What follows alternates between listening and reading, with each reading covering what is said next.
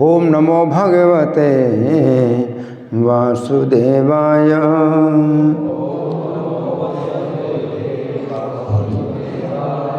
ओम नमो भगवते वासुदेवाय।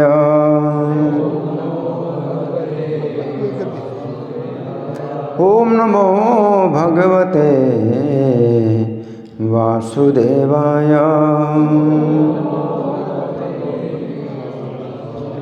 ग्रंथराज श्रीमद् भागवतम, तीसरा स्कंद, अध्याय 28। अध्याय का नाम है भक्ति साधना के लिए भगवान श्री कपिल के आदेश, और श्लोक संख्या 37। ठीक है। मेरे पीछे बोले, देहम च तम न चरमः स्थितमोत्थितं मां,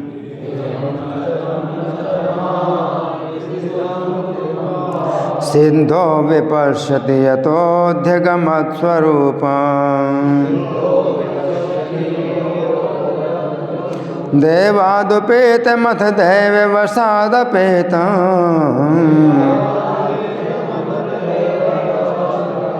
वासो यथा परिकृतं मदिरामदान्धः।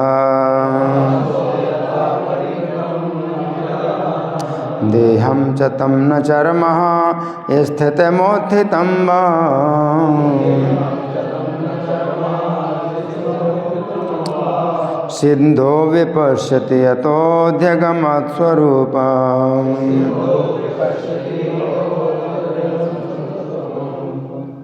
देवादुपेतमथ दैववशादपेतम्।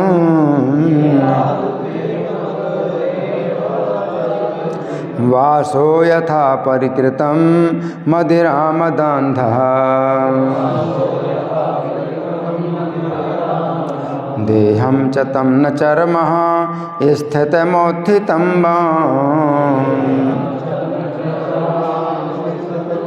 सिन्धो विपश्यति यतोऽध्यगमत्स्वरूपम्। देवादुपेतमथ दैववशादपेतम्। वासो यथा परिकृतं मदिरामदान्धः। बोलिए।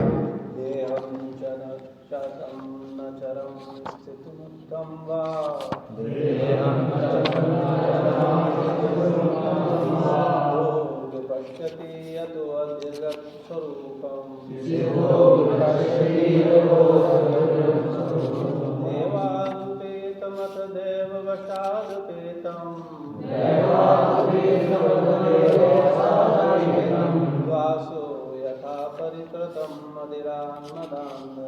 वासो यथा परिकृतं मदिरामदान्धः।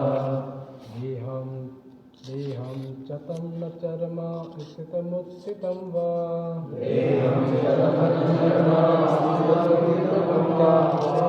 विपश्यति यतो अत्यगमत्स्वरूपम्।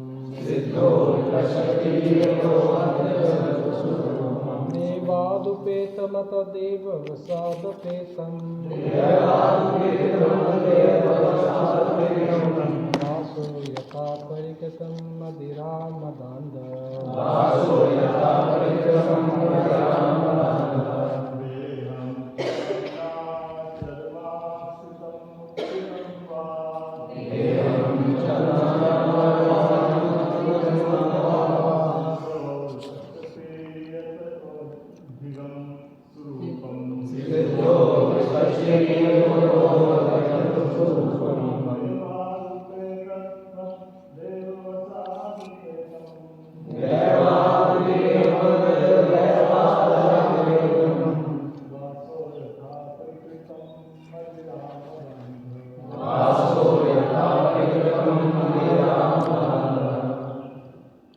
देहं च तं न चरमा स्थितमुद्दितं वा,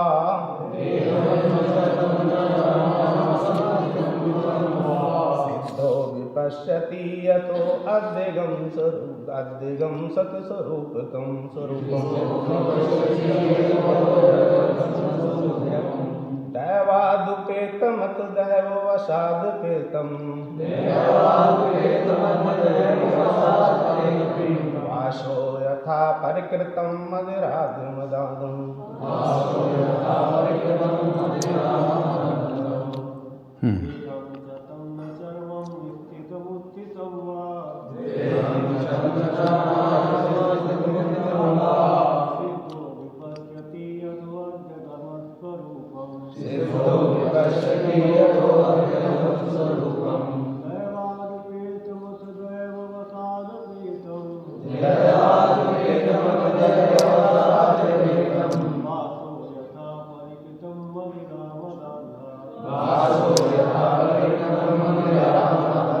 वैष्णव देवी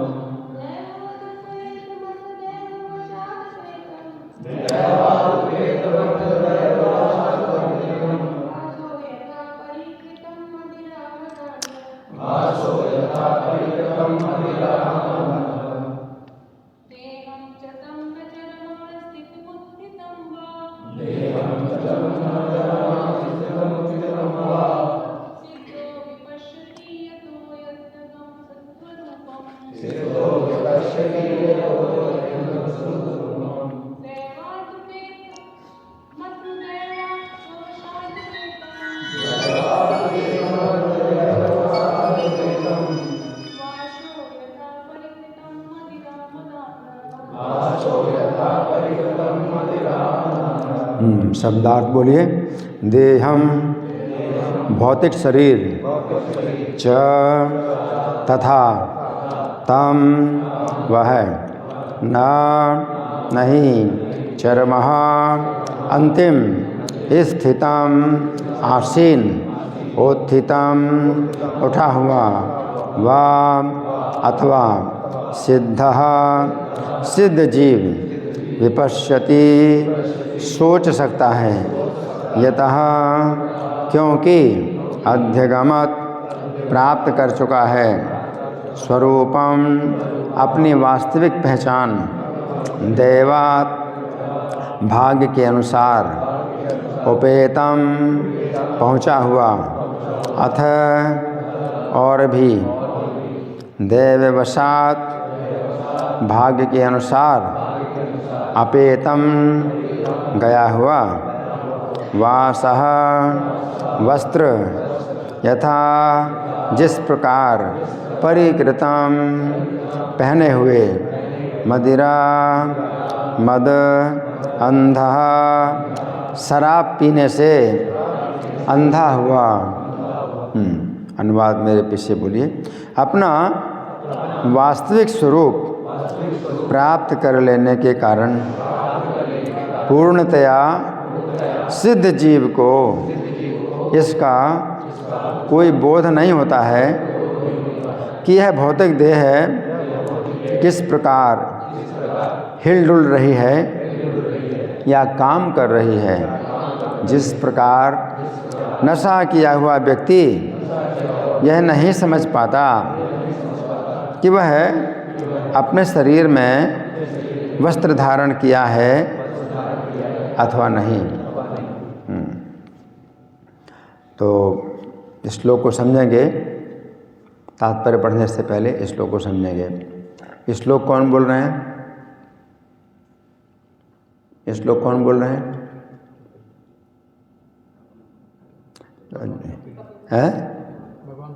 भगवान कपिल बोल रहे हैं। बहुत देर में बोल रहे हैं आप, बहुत देर में बोले। भगवान कपिल बोल रहे हैं।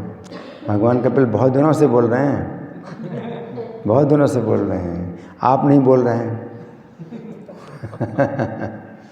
भगवान कपिल बहुत दिनों से बोल रहे हैं लगातार। किसको बोल रहे हैं? हाँ, माता देवहूति को बोल रहे हैं। माता देवहूति को भगवान कपिल देव बहुत दिनों से बोल रहे हैं। तो इस श्लोक में हाँ, भगवान कपिल देव क्या कहते हैं, देहम चतम न चरमहा। अभी श्लोक निकालो। हाँ, देहम चतम न चरमहा स्थित मुत्थितम वा। तो देहम चरमहा, चरमहा देहम, चरमहा देहम का मतलब क्या है, चरम शरीर। अब भौतिक शरीर तो बहुत मिले उसको अभी तक, है ना, कोई संख्या नहीं कितने शरीर मिले, कितने जन्म हुए, लेकिन अब ये शरीर क्या है, चरम। चरम का मतलब अंतिम, चरम। तो चरम का मतलब जो है दोनों होता है, एक तो अंतिम भी है, दूसरा है मतलब पूरा परिपक्व, जैसे गीता का चरम उपदेश है, भगवान जो बोलते हैं अंतिम उपदेश है, चरम उपदेश है, सर्वधर्मान परित्यज्य मामेकम शरणं व्रज, ये चरम उपदेश है। तो इसका मतलब कि सबसे ऊंचा भी है वो उपदेश और सबसे अंतिम भी है, सबसे अंतिम है और सबसे श्रेष्ठ, सबसे ऊंचा चरम उपदेश। उसी प्रकार से भौतिक शरीर तो बहुत से प्राप्त किए, ये शरीर क्या है, उसका सबसे श्रेष्ठ है और सबसे अंतिम है। क्योंकि इस शरीर में उसने क्या प्राप्त कर ली है, सिद्धा, वो सिद्ध हुआ है। इस शरीर में उसने क्या प्राप्त की है, सिद्धि। कौन सी सिद्धि प्राप्त की है, मामुपेत्य पुनर्जन्म दुःखालयम अशाश्वतम नाप्नुवन्ति महात्माना संसिद्धिम परमाम गता। परम सिद्धि उसने प्राप्त कर ली, तो क्या करता है वो, है ना, मामुपेत्य पुनर्जन्म, पुनर्जन्म नहीं प्राप्त करता दोबारा, दुःखालयम अशाश्वतम है, तो पुनर्जन्म नहीं प्राप्त करता, अब भौतिक शरीर दोबारा प्राप्त नहीं करेगा। तो ये जो भौतिक शरीर जो उसने अभी जो छोड़ने वाला है, ये उसका जो है क्या है, चरम शरीर है, चरम शरीर। इस शरीर में उसने क्या है कि वो सिद्धि प्राप्त की है, भक्ति की चरम सिद्धि प्राप्त की, भक्ति की चरम अवस्था प्राप्त कर ली। और अब इस अवस्था के बाद उसको भौतिक शरीर नहीं मिलने वाला है। तो चरम अवस्था, जैसे पेड़ में लगा हुआ फल है, तो जब चरम अवस्था में आ जाता है तो गिर जाता है।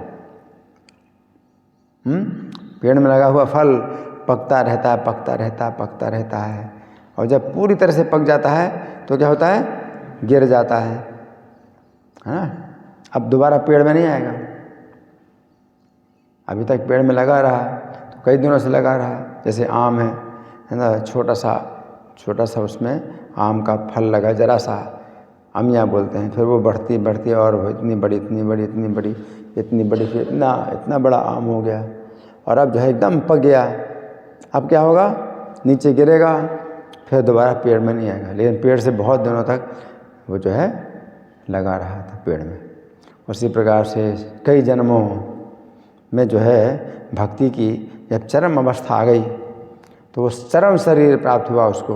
अब चरम शरीर प्राप्त हुआ है, अब जो है उसको है, ये शरीर छूटेगा तो अब दोबारा शरीर नहीं प्राप्त होगा, तो वो जो है चरम शरीर। तो यहाँ कपिल भगवान क्या कहते हैं, देहम चतम न चरमहा, देहम चरमहा देहम चा तम, यानी उस चरम देह को, स्थितम उत्थितम वा, बैठा हुआ है या खड़ा हुआ है ना का मतलब नहीं, विपश्यति माने जानता है।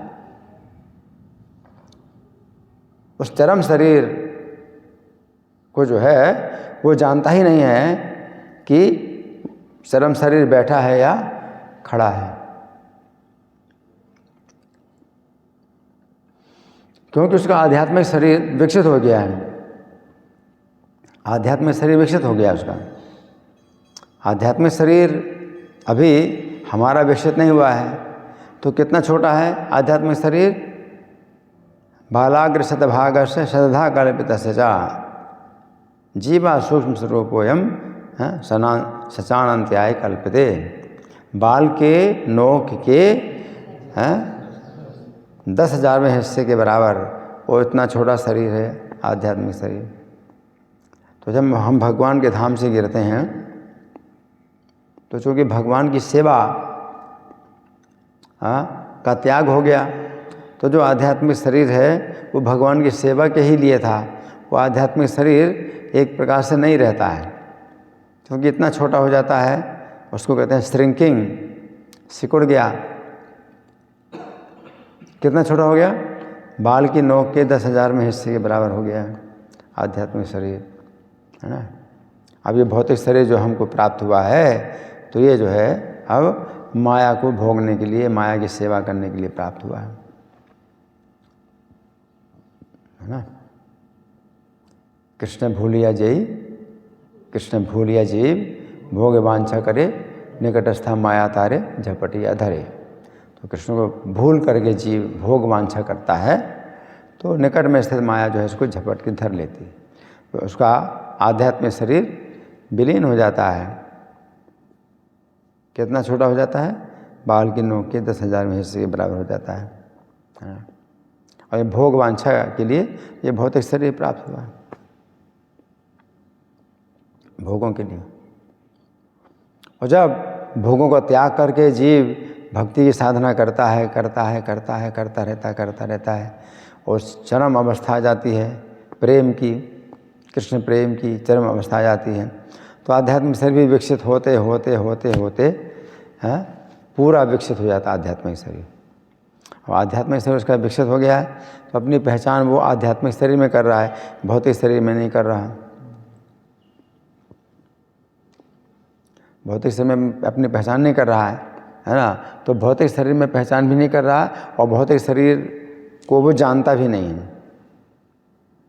तो इसलिए कहा ना विपश्यति देहम च तम चरमः देहम च तम स्थितम उत्थितम वा सिद्धः ना विपश्यति।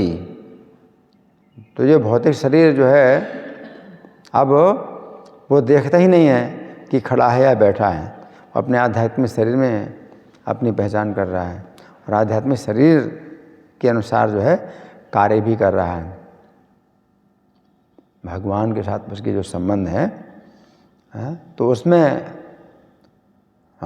उस चेतना में है, वो अपनी उस चेतना, अपनी स्वरूप चेतना में है, अपने स्वरूप की चेतना में है।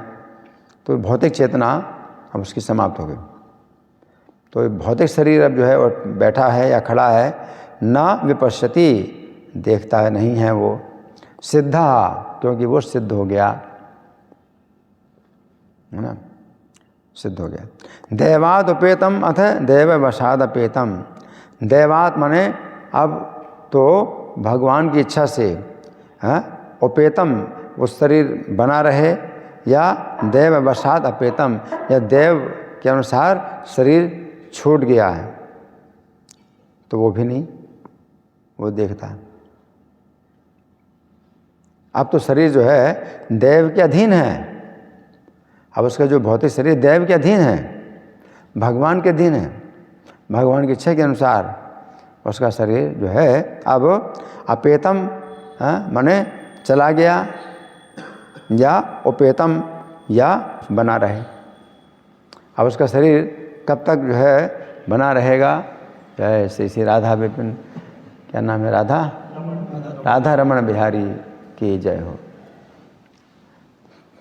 तो देव वशाद अपेतम, तो देव के वश में जो है अपेतम हो गया, है ना, नष्ट हो गया, या उपेतम, देवाद उपेतम, देव के अनुसार चल रहा है शरीर। तो उसका शरीर चल रहा है या शरीर नष्ट हो गया है, तो ना विपश्यति, तो वो उसको भी नहीं देखता। और यथा, जिस प्रकार तुलना की है कपिल भगवान ने, किस प्रकार से? मदिरा मदांध, मदिरा के मद से जो अंधा हो जाता है, शराब पी करके जो अंधा हो जाता है, तो वो वासो यथा परिकृतम, तो अपने वस्त्र वो धारण किए हैं या वस्त्र नहीं धारण किए हैं वो नहीं देखता, क्योंकि मदिरा के मद में अंधा है। शराब पी करके, शराब के मद में अंधा हो करके कोई व्यक्ति अपने शरीर में वस्त्र धारण किए या नहीं धारण किए वो नहीं देखता है, अंधा हो गया है, मदिरा के मद में अंधा हो गया है। और यहाँ पर जो है वो भी इस जो सिद्ध व्यक्ति है वो भी जो है अंधा है। किस में अंधा है? कृष्ण के प्रेम की मदिरा में अंधा है। अब कृष्ण के प्रेम की मदिरा में अंधा है तो कृष्ण का प्रेम भी एक मदिरा है, उसमें अंधा है। अंतर यही है कि ये जो मदिरा का मद है वो तो चला जाता है, शराब का नशा चला जाता है, लेकिन ये जो दूसरी प्रकार की शराब है, कृष्ण प्रेम की जो शराब है, वो नशा कभी नहीं जाता है। ये अंतर है। शराब का जो नशा है वो चला जाता है, लेकिन कृष्ण प्रेम की जो शराब है उसका नशा कभी नहीं जाता। ये अंतर है। हम सुनेंगे प्रभुपाद तात्पर्य में क्या लिखते हैं। श्रील प्रभुपाद की जय। श्री रूप गोस्वामी ने भक्ति रसामृत सिंधु में जीवन की इस अवस्था की व्याख्या की है। जिस व्यक्ति का मन पूर्ण पुरुषोत्तम भगवान की इच्छाओं के अनुरूप होता है और जो उसे 100% श्री भगवान की सेवा में लगाता है, वो अपनी शारीरिक आवश्यकताओं को भूल जाता है। तो ये श्लोक जो है रूप भक्ति रसामृत सिंधु का रूप गोस्वामी के द्वारा लिखित है। तो आपको कुछ अंदाज़ा लगता है कि कौन सा श्लोक हो सकता है?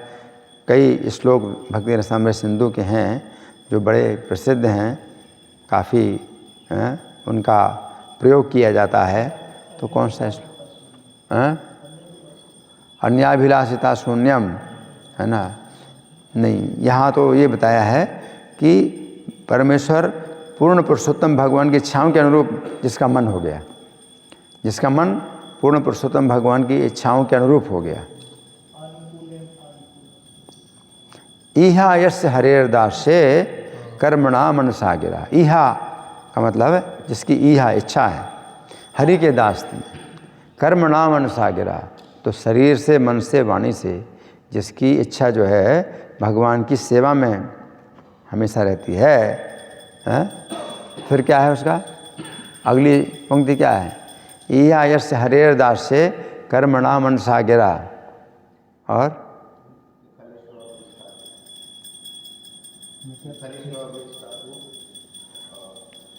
निखिला स्वप्य अवस्थासु जीवन मुक्तः स उच्यते। याद हो गया? कौन बताएगा? किसको याद हो गया? जो पहले से सुना था तो याद हो गया। आप बताइए। यहाँ यस्य हरेर्दास्ये कर्मणा मनसा गिरा निखिला स्वप्य अवस्थासु जीवन मुक्तः। हाँ, जिन्होंने पहले से अभ्यास किया था तो उनको याद आ गया। ये जो है श्लोक है तो कई बार प्रभुपाद ने इसका प्रयोग किया है। यह यस्य हरेर्दास्ये कर्मणा मनसा गिरा, तो शरीर से, मन से और वाणी से जिसकी जो है भगवान की सेवा में ही इच्छा है, तो सभी प्रकार की अवस्थाओं में निखिला स्वप्य अवस्था, हर प्रकार की अवस्थाओं में जीवन मुक्तः स उच्यते, वो जीवन मुक्त कहा जाता है। तो जीवन मुक्त का मतलब हर अवस्था में वो जीवन मुक्त कहा जाता है। तो इसका मतलब यही है, इसका मतलब यही है कि हर अवस्था में योग रतो वा भोग रतो वा संग रतो वा संग विहीनः यस्य ब्रह्मणि रमते चित्तम नंदते नंदते नंदति। शंकराचार्य बताते हैं कि जिसका चित्त ब्रह्म में आनंदित रहता है तो नंदति नंदति नंदति, वही आनंदित है, वही आनंदति, वही आनंद पाता है। योग रतो वा भोग रतो वा, चाहे उसका शरीर योग में रत हो चाहे भोग में रत हो, और संग रतो वा संग विहीना, सब लोगों के बीच में हो या सब लोगों से अलग, संगति से अलग हो। यस्य ब्रह्मणि रमते चित्तम, जिसका चित्त ब्रह्म में यानी श्री कृष्ण में रमता है। नंदते नंदते नंदती है, तो वही सुखी सुख पाता है, वही सुख पाता, वही सुख पाता है, और कोई सुखी नहीं है ना। तो यहाँ जो है प्रभुपाद रूप गोस्वामी का श्लोक उद्धृत कर रहे हैं, और प्रभुपाद यहाँ लिख रहे हैं कि वो अपनी शारीरिक आवश्यकताओं को भूल जाता है, अपनी शारीरिक आवश्यकताओं को भूल जाता है, तो शरीर को ही भूल गया वो। वो शरीर को ही भूल गया तो शरीर की फिर आवश्यकता है, वो फिर कैसे याद रहेगी कि शरीर की क्या आवश्यकता है। अभी शरीर की आवश्यकताएं हमें याद आती हैं जब नींद आती है तो लगता है कि अब तो सोना है, मुझे भूख लगती है अब तो भोजन करना है, प्यास लगती है अब तो पानी पीना है। शरीर की आवश्यकताएं जो है जब होती हैं तो हम जो है याद करते हैं, लेकिन उसको जो है शरीर की आवश्यकताएं जो है उसको पता नहीं चलता शरीर की क्या आवश्यकता है। अब शरीर की आवश्यकता पूरी होती है तो दैवात उपेतम अथ दैव वशाद अपेतम, तो दैव के वशीभूत होकर के शरीर छूट जाए तो उसे पता नहीं चलता कि शरीर छूट गया, और दैव के अनुसार उसका शरीर का अगर पालन होता है, रक्षा हो रही है तो उसको पता नहीं चलता है। तो पूरी तरह से उसका शरीर जो है दैव के अधीन है, अब वो अपनी चिंता शरीर की करता ही नहीं। ये जो है यहाँ पर बताया गया है शरीर।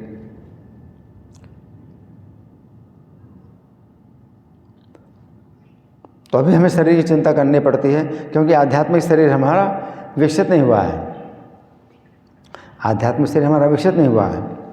तो आध्यात्मिक शरीर के ऊपर ये भौतिक शरीर उसी प्रकार है जैसे कि आँख में जो है चश्मा लगाया जाता है। आँख ठीक से काम नहीं करती, आप ठीक से नहीं देख पाते तो चश्मा लगाया जाता है, या जैसे कि पैर टूटा हुआ है हमारा, तो उसमें एक बनावटी पैर लगाया जाता है, या मान लो बैसाखी के द्वारा कोई व्यक्ति चलता है क्योंकि पैर उसका टूटा है तो बैसाखी के साथ चलता है, तो कोई लकड़ी उसके साथ है। लेकिन अगर उसका शरीर ठीक हो गया, मान लो कि उसका पैर ठीक हो गया, अब पैर उसका पूरा सही हो गया, तो बैसाखी के साथ भी चल सकता है और बिना बैसाखी के चल सकता है, वो भी दोनों में स्थितियों में, है ना। अगर उसका पैर ठीक हो गया तो ये जो है उसके पास में जो लकड़ी है जिसके सहारे चलता था, अब तो उसके लिए खेल हो गया, लकड़ी से खेलता है, वो जब चाहे तो फेंक दे और जब चाहे तो उसका इस्तेमाल करे, उस लकड़ी का अब कोई अर्थ नहीं रहा उसके लिए। उसी प्रकार से आध्यात्मिक शरीर में जब उसकी पहचान हो जाती है तो अपने आध्यात्मिक शरीर में जो है वो कार्य करता है ना। तो नित्यानंद प्रभु की जो लीला है चैतन्य भागवत में, तो उसमें चैतन्य भागवत में वर्णन आता है कि जब नित्यानंद प्रभु के साथ में जो भक्त लोग जो है गौड़ देश की ओर जाते हैं, भगवान चैतन्य की आज्ञा है कि गौड़ देश में आप जो है कृष्ण प्रेम का प्रचार करिए, हरि नाम का प्रचार करिए। तो जो भक्त लोग जाते हैं नित्यानंद प्रभु के साथ में, तो उनका स्वरूप जो है क्या हो जाता है, प्रकट हो जाता है, स्वरूप प्रकट हो जाता है। और तो स्वरूप प्रकट हो जाता है तो जो उनका स्वरूप ब्रज की गोपियों का है, तो वो जो है भूल जाते हैं, रास्ता भी भूल जाते हैं चलते चलते, और दूसरे रास्ते में जाने लगते हैं, है ना। और सिर में जो है कोई मटका ले लेते हैं और वो कहते हैं दही लो दही लो, क्योंकि अपने उस स्वरूप में है वो, तो भूल जाते हैं। फिर बाद में होश आता है ना, कि कहाँ आ गए, तो देखा वो तो कि 10 किलोमीटर दूर, रास्ते से 10 किलोमीटर दूर हो गए, फिर रास्ते में चलते हैं। तो स्वरूप उनका जो है जब प्रकट हो जाता है तो वो जो है अपने स्वरूप के अनुसार कार्य करने लगते हैं, और इस शरीर के अनुसार जो कार्य कर रहे थे वो भूल जाते हैं। तो ये तो नित्य सिद्ध हैं, ये तो नित्य सिद्ध हैं। दूसरे होते हैं साधना सिद्ध। यहाँ कपिल भगवान हैं जिन सिद्ध की बात करते हैं, सिद्ध बताया गया है। तो सिद्ध ये कौन से सिद्ध हैं, साधना सिद्ध है, तो साधना के द्वारा सिद्ध होते हैं। नित्य सिद्ध का तो मतलब है कि वो भगवान के धाम से उतर के आए, वो पतित नहीं हुए, गिरे नहीं हैं, वो फॉलन सोल्स नहीं हैं, पतित आत्माएं नहीं हैं। लेकिन हम लोग भौतिक जगत में आए हैं वैकुंठ जगत से, तो हम लोग कैसे गिरे हैं। हम आए नहीं हैं वहाँ से, बल्कि गिरे हैं। और जब गिरते हैं तो जो है फिर हड्डी पसली एक हो जाती है। तो वही हमारी स्थिति है कि आध्यात्मिक शरीर हमारा एक प्रकार से नष्ट ही हो गया है। भौतिक शरीर के द्वारा ही हम कार्य कर पाते हैं, देख पाते हैं, सोच पाते हैं भौतिक शरीर। लेकिन जो नित्य शुद्ध होते हैं तो वे जो है भगवान की आज्ञा से आते हैं, भगवान के धाम से आते हैं, तो उनका आध्यात्मिक शरीर नष्ट नहीं हुआ। उनका आध्यात्मिक शरीर इतना छोटा नहीं है। तो कभी भी वो अपने उस आध्यात्मिक स्वरूप में उस भाव में आ जाते हैं, तो उस प्रकार से आचरण करते हैं। फिर जो है अपनी भौतिक चेतना में आते हैं तो इस शरीर के अनुसार कार्य करते हैं। तो ये चरम शरीर है उनका, है ना। तो माता देवहूति के का भी वर्णन आता है इसी पुस्तक में। ये तो अध्याय चल रहा है कितना, 28वां, है ना। और ये अध्याय है 33वां जो है, जो अध्याय है, इसमें माता देवहूति का वर्णन आता है। क्योंकि अब माता देवहूति का भी ये शरीर क्या है, चरम शरीर है। और कपिल भगवान जो है उनको त्याग करके चले जाते हैं, है ना। तो माता देवहूति का जो है, जब कपिल भगवान त्याग कर देते हैं, है ना, तो उन्होंने भी सब सुख त्याग दिए, है ना। साध्वी देवहूति ने इतनी संपत्ति होते हुए भी, जिसकी ईर्ष्या स्वर्ग की सुंदरियां भी करती थीं, अपने सभी सुख त्याग दिए। उनका सुख इतना ही था कि उनका महान पुत्र उनसे विलग हो गया है।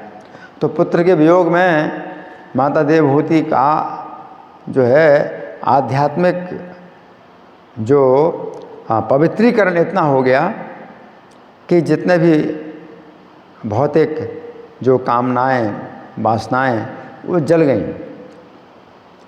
अपने पुत्र के वियोग की अग्नि में जितनी अशुद्धियां थी उनकी सब जल गईं, है ना। और क्या हुआ कि देवहूति माता जो है अपने पुत्र के जाने से इस प्रकार दुखी थी जिस प्रकार बछड़े के मरने पर गाय दुखी होती है। तो पुत्र के वियोग में जो है उनको मतलब इतना शोक हो रहा है। तमेव ध्यायति देवम अपत्यम कपिलम हरिम। तो अपने उसी जो है पुत्र कपिल भगवान जो हरि हैं, अपने पुत्र का केवल ध्यान करती हैं। बभूवा चिरतो वत्स निष्प्रहा तादृशी गृहे। तो वो जो है अपने घर के प्रति बिल्कुल निष्प्रह हो गई। अब घर का कितना सौंदर्य था, क्योंकि कर्दम मुनि जो उनके पति थे, उनकी योग शक्ति से बना हुआ वो घर था, है ना। और वो घर कैसा था, आकाश में भी चलता था, आकाश में भी उड़ता था, है ना। अपनी इच्छा के अनुसार आकाश में भी चला जाए। तो वो घर भी जो है उसमें भी अनासक्त हो गई। ध्यायति भगवद रूपम यदा है ध्यान गोचरम। तो अपने जो है पुत्र का जो है ध्यान कर रही हैं, जो कि ध्यान गोचर होते हैं। सुतम प्रसन्न वदनम समस्त व्यस्त चिंतया।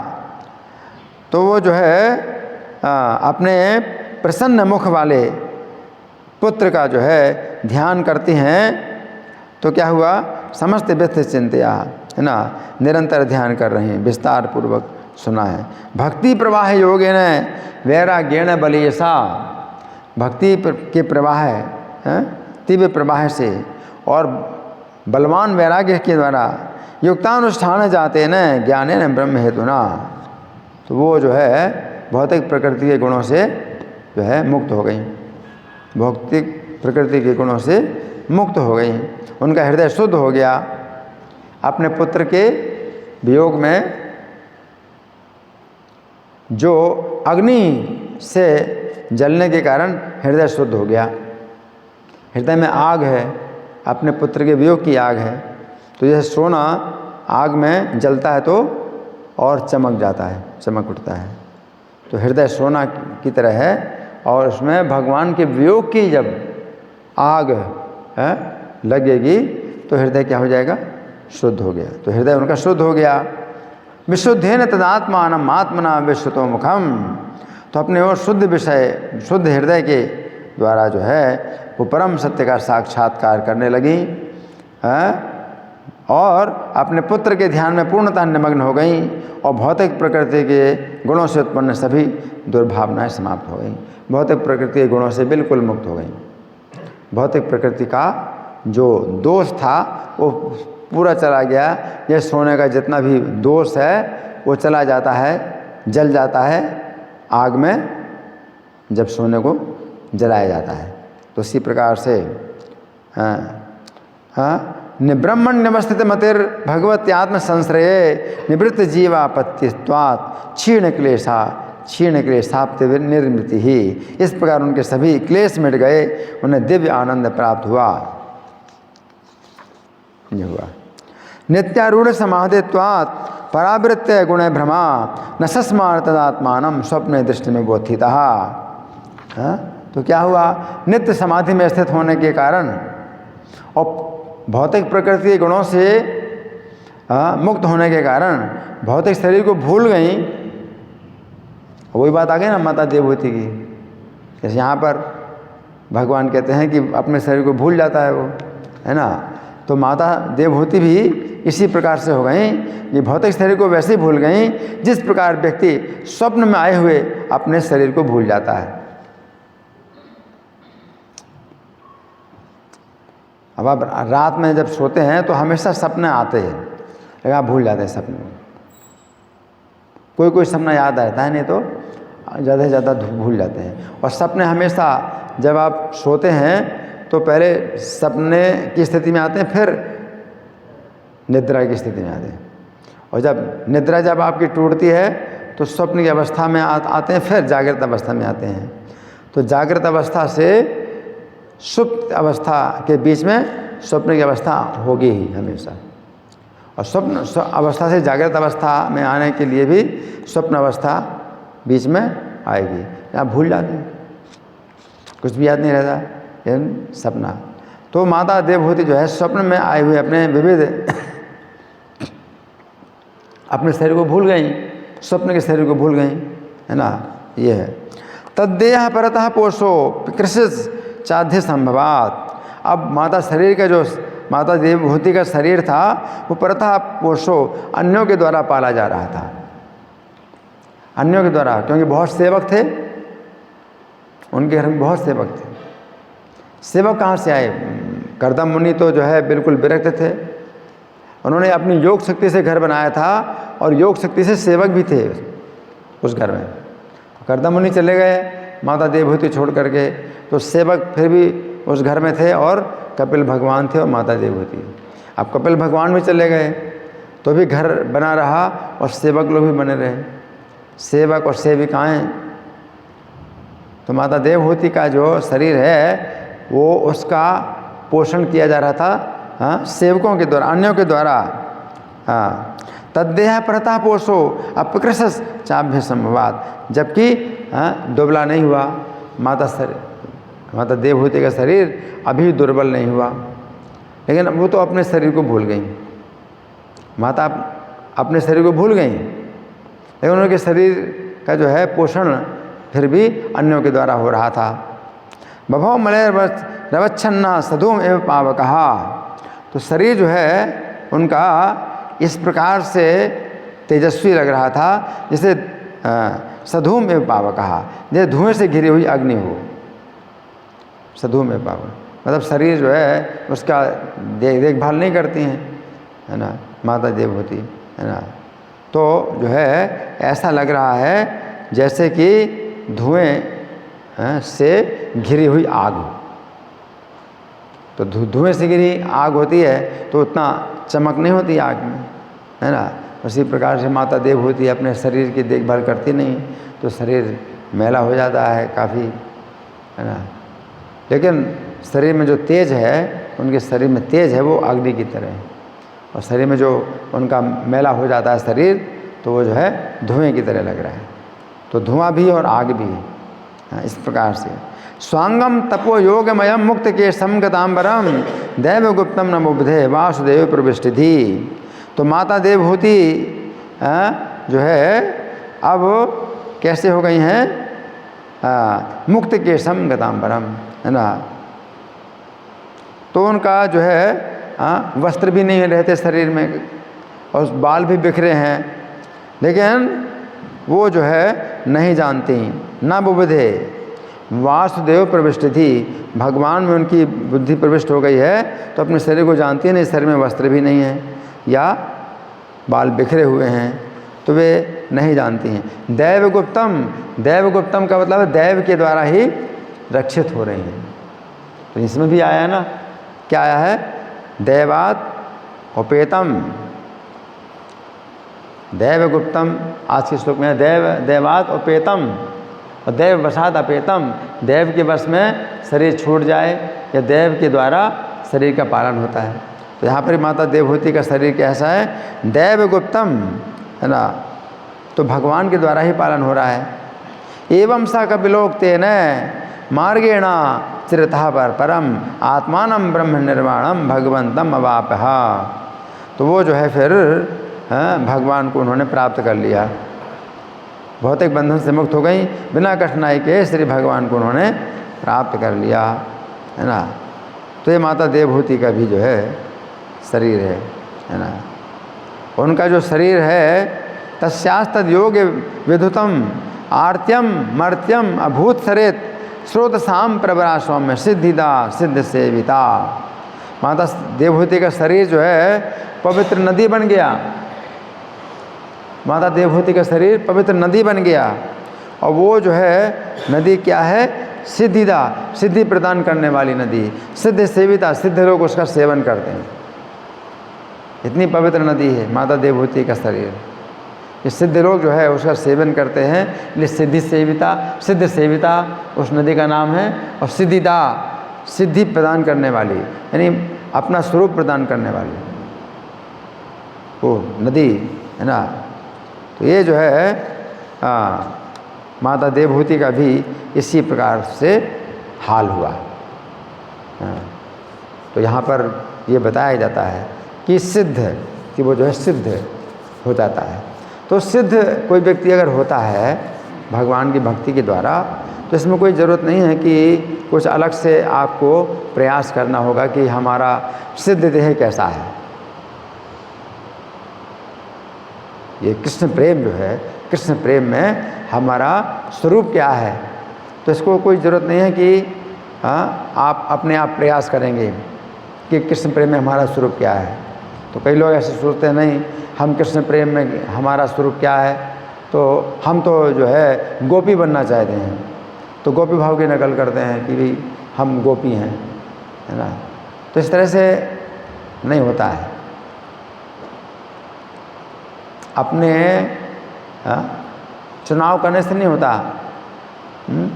तो जैसे एक संप्रदाय है चैतन्य महाप्रभु का, अप संप्रदाय, वो चैतन्य महाप्रभु के संप्रदाय में नहीं, अपने को बताते हैं। तो सखी भेकी संप्रदाय, तो सखी भेकी संप्रदाय में क्या होता है कि वे जो है जब दीक्षा देते हैं तो नाम दे देते हैं कि तुम्हारा नाम है ललिता, ललिता सखी, विशाखा सखी, एक दूसरे को पुकारते हैं, ललिता सखी, विशाखा सखी, धनिष्ठा सखी, ऐसे नाम दे देते हैं और स्त्री का जो है वो रूप धारण करते हैं। तो ये बड़ा एक प्रकार से लज्जाजनक होता है कि मुंह पे तो दाढ़ी मूछें निकल रही हैं और ललिता सखी बने, विशाखा सखी बने, धोती धारण करें तो बड़ा जो है ये लज्जाजनक होता है। अपने को ललिता सखी माने, विशाखा सखी, जबकि शरीर में अभी स्त्री पुरुष के आकर्षण भी है या स्त्री पुरुष के संबंध भी बना रहे हैं। तो ये सब जो है बहुत ही पाखंड है और वो अपने को चैतन्य महाप्रभु के संप्रदाय का मानते हैं। भक्तिविनोद ठाकुर ने पर्दाफाश किया कि ये तेरा अब संप्रदाय है, ये चैतन्य महाप्रभु के संप्रदाय में नहीं है।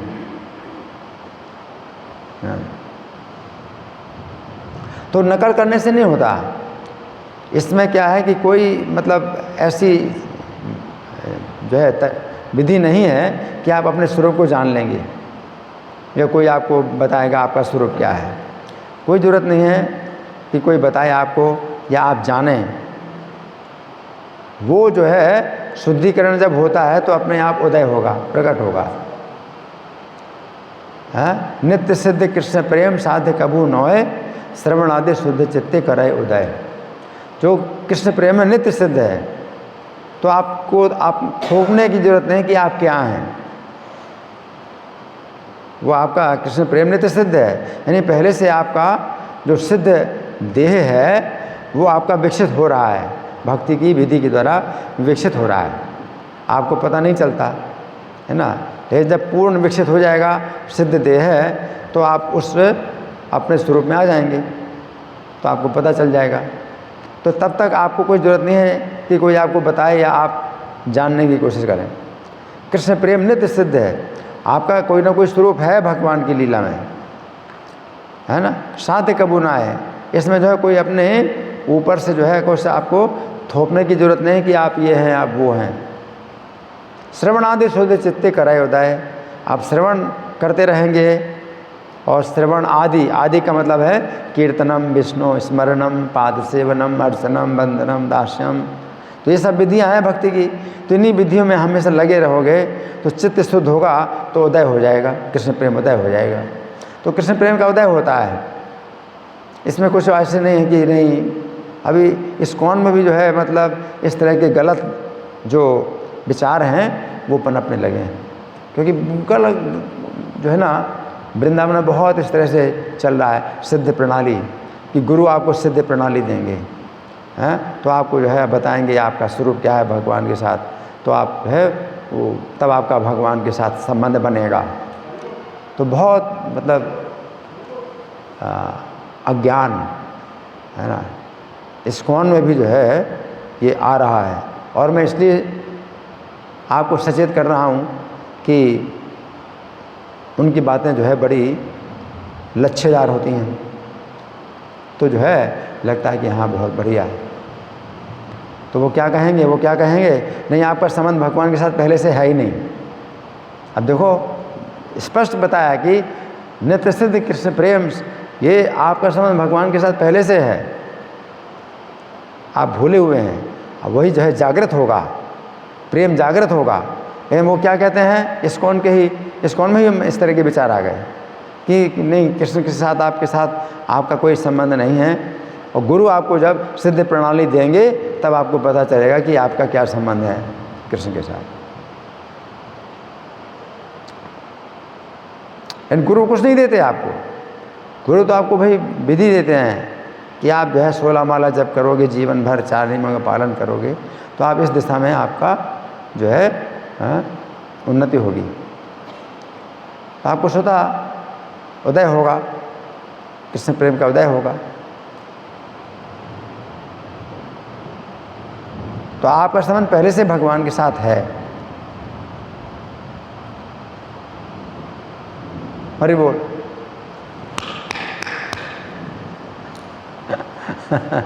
खड़े हो जाओ गन्नीदारी से, क्योंकि बहुत आवश्यक, आप भी जो है हमारे लीडर हैं, तो इन भक्तों के लीडर हैं।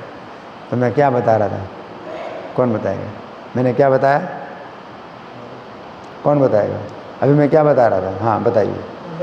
माइक है, माइक नहीं है, जोर से बोलो। आप बता रहे थे कि इस्कॉन में भी बहुत तरह की इस तरह की शुद्ध प्रणाली वाला विकसित चल रहा है, तो हमको बहुत सावधान और सचेत रहना चाहिए इन सब चीज़ों से। हाँ, हम लोगों को बहुत सावधान रहना चाहिए। सिद्ध प्रणाली जो है अभी इस्कॉन में भी जो है मतलब बताने लगे सिद्ध प्रणाली।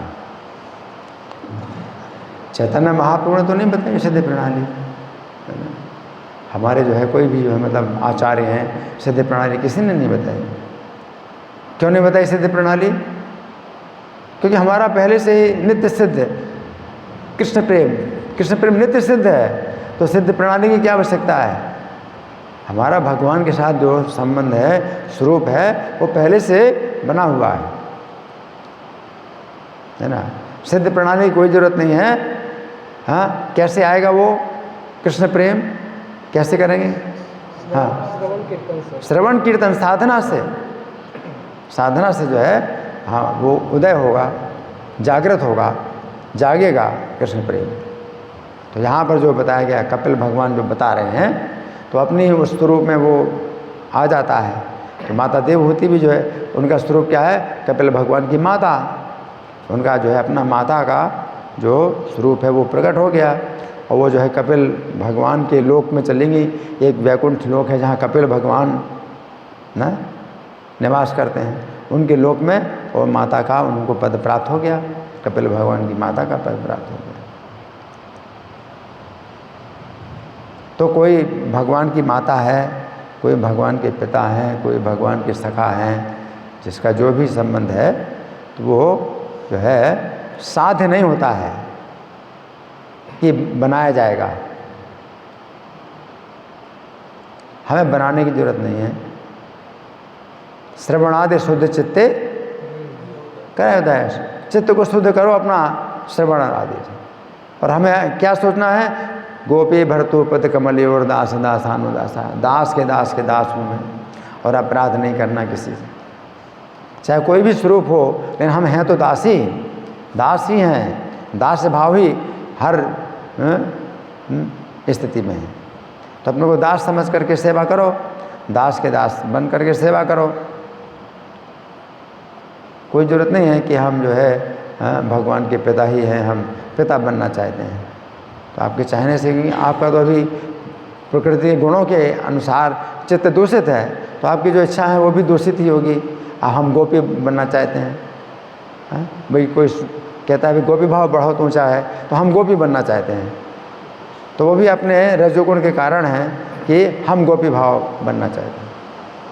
अब माधवेंद्रपुरी चैतन्य महाप्रभु गुरु थे, वो भगवान के धाम के कल्प वृक्ष हैं, कल्प वृक्ष हैं वो।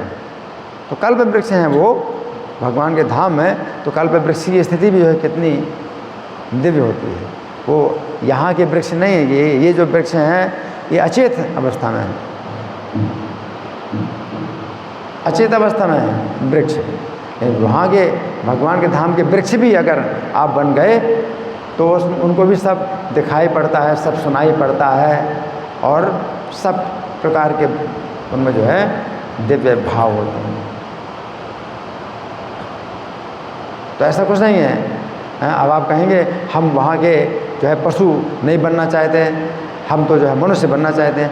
वैकुंठ में अगर पशु भी आप बन गए तो पशु जो है वो उनमें तमोगुण तो है ही नहीं, बिल्कुल वो तीनों गुणों से ऊपर हैं।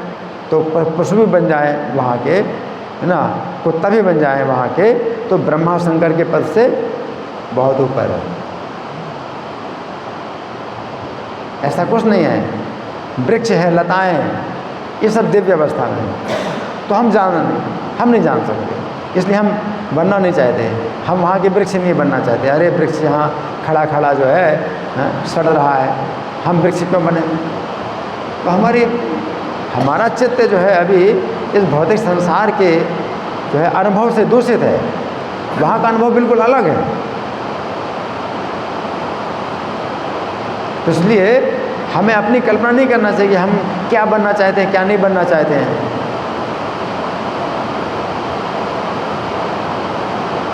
भगवान के धाम में, वैकुंठ धाम में जो फूलों के वृक्ष है, फूलों के वृक्ष भी जो है तुलसी की प्रशंसा करते हैं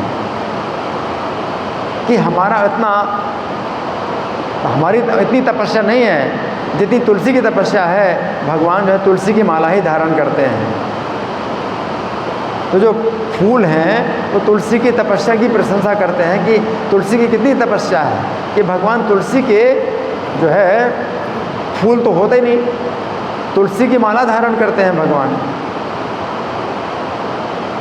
तो उनको ईर्ष्या नहीं होती है, उनको ईर्ष्या नहीं होती है, बल्कि प्रसन्नता होती है, और प्रशंसा करते हैं कि तुलसी की तपस्या, तुलसी ने कितनी तपस्या की कि भगवान अपने गले में तुलसी की माला धारण करते हैं। अब भौतिक संसार में क्या होता है कि आपको जो है ईर्ष्या होती है। ये टेम्पल प्रेसिडेंट बन गया, ये कल का लड़का है प्रेसिडेंट बन गया, और मैं जो है 20 साल से नाक रगड़ रहा हूँ, मेरी उन्नति नहीं हुई। लेकिन आध्यात्मिकता में क्या होता है, ओहो ये तो 1 साल में ही टेम्पल प्रेसिडेंट बन गए और मैं 10 साल से हूँ, इनका जो है कितना गुण है। तो प्रसन्नता होती है, देख करके प्रसन्नता होती है कि भाई ये जो है भक्ति में कितने आगे बढ़ गए और मैं आगे नहीं बढ़ पाया। तो जो है इस बात की भी उनको प्रशंसा होती है, गौरव होता है कि देखो हमें बड़ा गौरव है कि हमारे बीच में एक भक्त ऐसा है 1 साल में ही जो है इतना आगे बढ़ गया, हम इतना आगे नहीं बढ़े। इसमें भी क्या होता है, प्रसन्नता होती है। तो वैकुंठ धाम की जो है हर बात बिल्कुल अलग है, हमारे चिंतन से परे, हम सोच नहीं सकते वहाँ का जीवन कैसा है। हमारा कोई भी स्वरूप प्राप्त हो जाए, है ना, जब प्राप्त होता है तब हम जो है उसमें आते हैं। फिर वो नहीं होता कि भाई हमसे ज़्यादा, इससे भी ज़्यादा कुछ हो सकता है। यम लब्ध्वा चा परम लाभम मन्यते नाधिकम ततः, उसको प्राप्त करके अन्य जो बड़ा लाभ है वो जो है फिर वो जानता नहीं कि इससे बड़ा लाभ हो सकता है। हनुमान जी हैं, दास्य भाव में रहते हैं।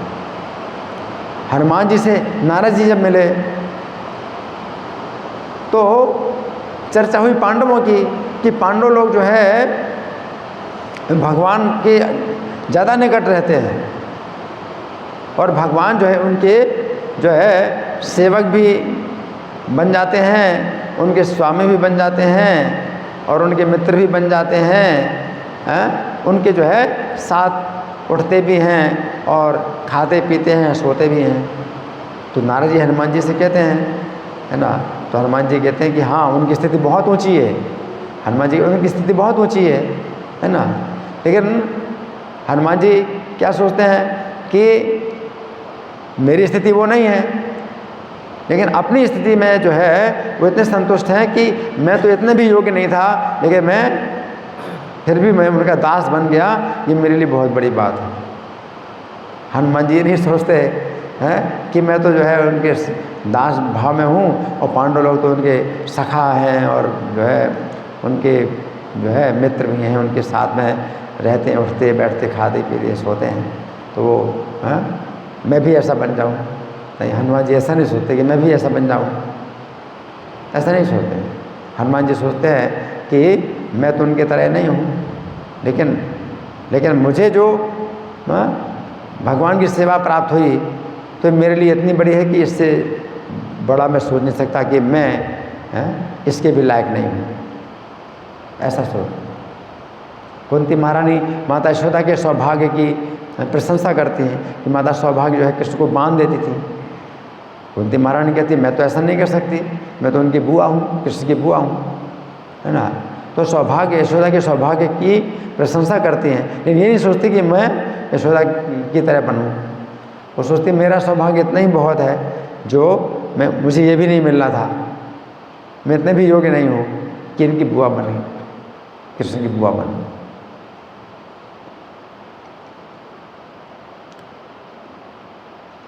तो कोई भी पद मिल जाए भगवान की सेवा में, सेवक के रूप में भी आपको अगर काम मिल जाए कुछ, तो वो अपना इतना सौभाग्य मानता है कि मेरा तो इतना भी सौभाग्य नहीं था, मुझे तो इतना बड़ा सौभाग्य मिला कि सेवा।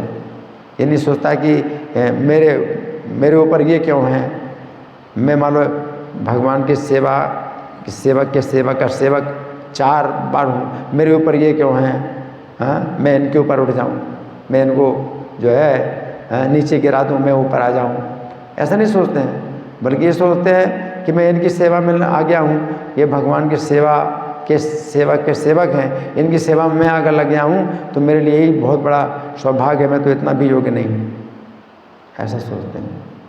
ये भौतिक संसार में क्या है, भाई मेरे बॉस ये हैं और इनके ऊपर ये बॉस है, इनके ऊपर ये बॉस हैं, तो मैं इनको नीचे करके मैं इनकी जगह आ जाऊँ, है ना। तो हर कोई ऐसे सोचता है मैं सबसे बड़ा बॉस बन जाऊँ, है ना। तो वो चीज़ है ही नहीं, है। यम लब्ध्वा चा परम लाभम मन्यते नाधिकम ततः, इसको प्राप्त करके फिर जो है उससे बड़ा लाभ वो मानता ही नहीं कि इससे बड़ा लाभ हो सकता है। हनुमान जी सोचते हैं इससे बड़ा लाभ और क्या हो सकता है कि मैं भगवान का सेवक हूँ। इससे बड़ा लाभ क्या हो सकता है? पांडव इतने ऊंचे हैं तो उनकी योग्यता इतनी है, हमारी योग्यता थोड़ी है इतनी। हमारे लिए ये बहुत बड़ा भाग है। इससे बड़ा मेरा भाग्य नहीं हो सकता कि मैं भगवान का सेवक।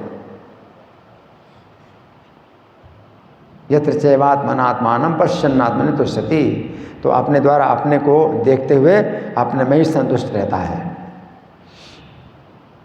तो दूसरों को नहीं देखता कि दूसरे लोग मुझसे आगे बढ़े हैं।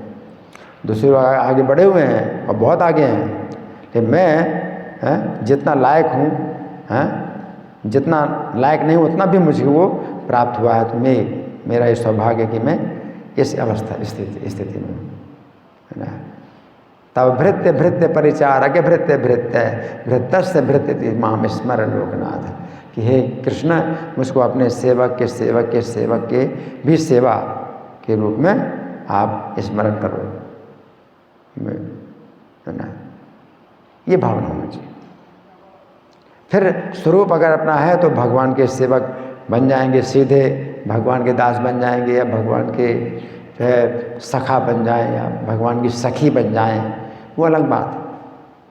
लेकिन ये हमारा कोई ऐसा इरादा नहीं होता है कि हम सीधे जाएं भगवान की सेवा में, और बीच में कोई गुरु नहीं चाहते हम, हैं, और बीच में हमें कोई भक्त नहीं चाहते, हम बीच में कोई नहीं चाहते, हम सीधे भगवान की सेवा करें।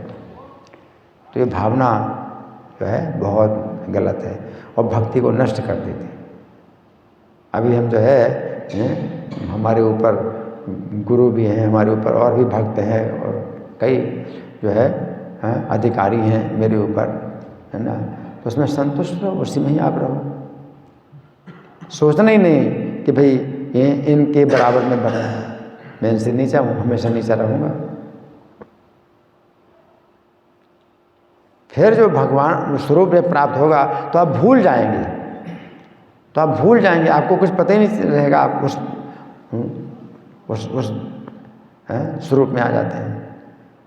तो वो ये चीज़ नहीं होती कि अब मैं बड़ा हो गया, पहले मैं ऐसा था, अब मैं बड़ा हो गया, पहले ये मुझसे ऊपर थे, अब मैं इनसे ऊपर हो गया। तो ऐसा भाव नहीं होता है ना। तो ये चीज़ है कि स्वरूप का जो है जब ज्ञान होता है तो वो व्यक्ति जो है उस चीज़ को भूल जाता है।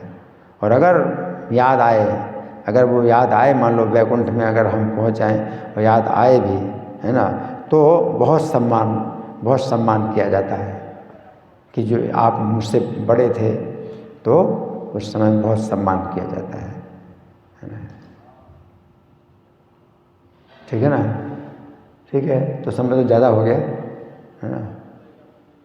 अब समय तो नहीं प्रश्न उत्तर का, फिर भी प्रश्नोत्तर एक प्रश्न कर सकते हैं, किसी की ओर से कोई प्रश्न, या मैं प्रश्न करूं। हाँ जी, आपका प्रश्न जी, बोलिए, जोर से बोलो। हैंड माइक नहीं है ना, हैंड माइक नहीं है? भक्ति में हमेशा उत्साहित कैसे? इनका प्रश्न है कि भक्ति में हमेशा उत्साहित कैसे रहें। देखिए, रूप गोस्वामी कहते हैं उत्साहान निश्चयात धैर्यात, उत्साह के द्वारा भक्ति में आप आगे बढ़ते हैं। और उत्साह फिर नहीं रहता बाद में, पहले उत्साह, बहुत उत्साह होता है, बाद में उत्साह नहीं रहता भक्ति में, तो क्या होता है, निश्चयात, तो निश्चय करना है। अब उत्साह नहीं रहा तो क्या करना है, तो भी निश्चय कि मुझे भक्ति में लगे रहना है।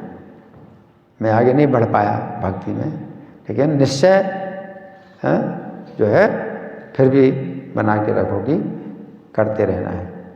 फिर निश्चय भी अगर नहीं रहता तो धैर्यात, तो फिर धैर्य से आप जो है लगे रहो।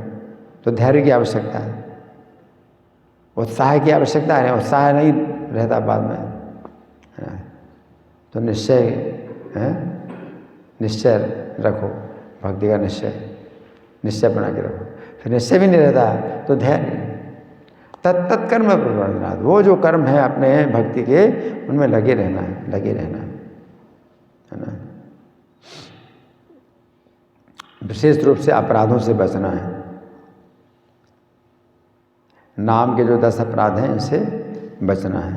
तो हम लोग नाम के 10 अपराध रोज़ बोलते हैं। तो नाम के 10 अपराधों से अगर बचेंगे तो जो है नाम की शक्ति प्राप्त होती है ना। नाम के 10 अपराधों में पहला अपराध है वैष्णव निंदा। तो वैष्णव निंदा का मतलब केवल ये नहीं कि आपने मुँह से निंदा कर रहे हैं तो वही वैष्णव अपराध है। 6 प्रकार से वैष्णव निंदा होती है। हंति निंदति वैद्वेष्टि वैष्णव नाभिनंदति क्रुद्धते जायते नो हर्षम वैष्णवे पतनानि षट्, है ना। तो हंति प्रहार किया वैष्णव के ऊपर, तो निंदा से ज़्यादा है। हंति निंदति, फिर निंदा करना तो वो है ही है दूसरा। और तीसरा है द्वेष करना, तो मन से आप निंदा कर रहे हैं, द्वेष का मतलब है ना। तो ये भी निंदा है, द्वेष्टि। वैष्णवा ना भी नंदती, द्वेष नहीं करते हैं लेकिन सम्मान नहीं करते वैष्णव का, तो ये भी एक निंदा है, एक प्रकार से निंदा है। तो चौथा अपराध है क्रोध थे, लेकिन सम्मान तो करते हैं, कभी कभी गुस्सा कर देते हैं, कभी कभी गुस्सा करते हैं, चल जाएगा, कभी कभी गुस्सा नहीं चलेगा, तो ये भी एक निंदा है। क्रोध थे जायते नो हर्षम, या वैष्णव हो मिलते हैं और अपने को प्रसन्नता नहीं होती, तो ये भी एक प्रकार की निंदा है। वैष्णवे पतनानि षट्, तो 6 प्रकार के वैष्णव अपराध हैं। तो चूँकि वैष्णवों का समाज है अंतर्राष्ट्रीय कृष्ण भावना में संघ सोसाइटी है ना, इंटरनेशनल सोसाइटी है फॉर कृष्ण कॉन्शियसनेस। तो कृष्ण भावना भावित भक्तों के समाज में आप हैं, तो वैष्णवों के समाज में हैं, तो भक्ति में आवश्यकता है कि आप वैष्णवों के समाज में रहें, लेकिन साथ साथ वैष्णवों की जो है निंदा से बचो, वैष्णव अपराध से बचो, तो ये भी आवश्यक है। अब ये नहीं है कि भाई वैष्णव अपराध होता है तो मैं जो है अकेले में चला जाऊँ भजन करने, अकेले भजन होने वाला नहीं है। वो तो ऐसे ही हो गई कि कड़ाही से कूदे तो आग में गिरे, कड़ाही से कूदे तो आग में गिरे, तो निर्जन भजन होने वाला नहीं है। तो इसलिए वैष्णवों के समाज में रह करके वैष्णवों के अपराध से बचिए, है ना। तो ये हमारी जो है विशेष चिंता होनी चाहिए। ठीक है जी, ठीक है। आपका प्रश्न है? जोर से बोलो, जोर से। हरे कृष्ण प्रभु जी, आपका बहुत बहुत धन्यवाद कि आपने समय निकाला और ये हमारे सौभाग्य की बात थी, बड़ी गूढ़ बातें आपने बताई। एक तो जी प्रश्न है जो हम देखते हैं कि इस्कॉन में खास करके आपके जीवन से हम सीखते हैं कि आपने शास्त्रों का अध्ययन और साधना इसको बहुत अच्छे से याद किया है। हमें कुछ मार्गदर्शित करें कि हम कैसे अपनी साधना और शास्त्रों का अध्ययन कर पाएँ। देखिए, प्रभुपाद ने जो नियम दिए हैं तो उसमें शास्त्र का अध्ययन कम से कम ये है 2 घंटा, सवेरे 1 घंटा क्लास, शाम का 1 घंटा क्लास, है ना। अगर उससे ज़्यादा अगर आपको नहीं मौका मिलता है तो प्रभुपाद कहते हैं कि 2 घंटे का ये जो अध्ययन है पर्याप्त है। 2 hours of reading is sufficient, सवेरे का क्लास और शाम का क्लास, तो ये जो है प्रभुपाद ने दिया है। अब वो अलग बात है कि मंदिरों में शाम की क्लास नहीं हो रही है ना, तो नहीं हो रही है, तो ये तो मतलब है, दिक्कत है, इस तरह से कमी है। तो कम से कम सवेरे की क्लास में बैठो, है ना। और मंगल आरती है, सवेरे की साधना, ये भी आपको सत्वगुण में लाएगी, है ना। और ये मत सोचिए कि आप शास्त्र का अध्ययन करो, मंगल आरती में ना आकर के शास्त्रों का अध्ययन करोगे, है ना, तो ये भी उचित नहीं है ना। सवेरे की साधना तो बहुत ज़रूरी है। अभी तो 70 साल की अवस्था हो गई मेरी, अब जो है मैं मंगल आरती और क्लास तो मैं कर पा रहा हूँ, बाकी बीच के 2 प्रोग्राम मेरे छूट जाते हैं, श्रृंगार दर्शन और गुरु पूजा में जो है उतना नहीं कर पा रहा हूँ, है ना। लेकिन नियम यही है कि प्रभुपाद का कहना है कि सवेरे 4:30 बजे से 8 बजे 9 बजे तक का जो है साधना अपनी बड़ी पक्की हो। जितना कर सकते हो इसमें जो है आप करो। सवेरे शाम की क्लास, अगर शाम की क्लास नहीं होती तो सवेरे की क्लास पक्की करो, है ना। और बाकी आपके ऊपर बहुत से परिवार का भार होगा, व्यापार का भार होगा, जो भी होगा, तो इसमें अब इतना आपके ऊपर जोर नहीं हम दे सकते कि भी डेली मंगल आरती आओ, लेकिन यथासंभव आपको जो है मंगल आरती में आना है। जो फुल टाइम ब्रह्मचारी होते हैं उनके लिए मंगल आरती बहुत पक्की, उनको जो है बिल्कुल पक्की ब्रह्मचारी। प्रभुपाद कहते हैं कि अगर आप मंगल आरती में नहीं आते then you have to fast, आपको फिर प्रसाद नहीं लेना है, आपको फास्टिंग करना है।